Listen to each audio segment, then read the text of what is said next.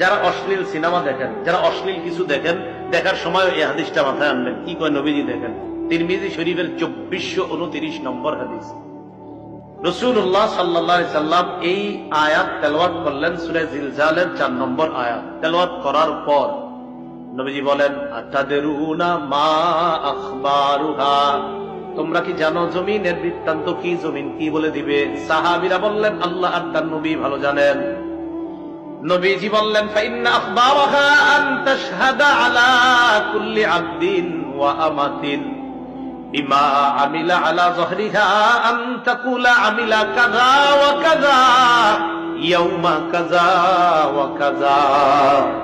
নবীজি বলেন, জমিন এইভাবে বৃত্তান্ত বর্ণনা করবে, আতুশাল অমুক এলাকার অমুক বান্দা ওই সময় এতটা বাজে অমুক দোকানের সামনে দাঁড়িয়ে টেলিভিশনের মধ্যে অশ্লীল সিনেমা দেখছে, মাবুদ আমি জমিন তার বিরুদ্ধে সাক্ষী দিয়ে দিলাম, তোমার কাছে বিচার চাই।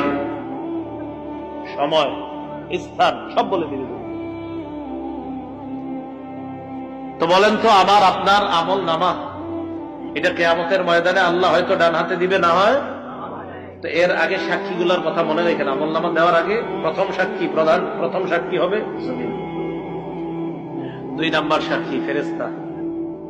সূরা ইনফিতরের 10 থেকে 14 নম্বর আয়াতে আল্লাহ বলেন, ওয়া ইন্না আলাইকুম লাহাফিযিনা কিরামান কাতিবিনা ইয়ালামুনা মা তাফআলুন ইন্নাল আবরারা লাফি নাঈমিন ওয়া ইন্নাল ফুজ্জারা লাফি জাহিম।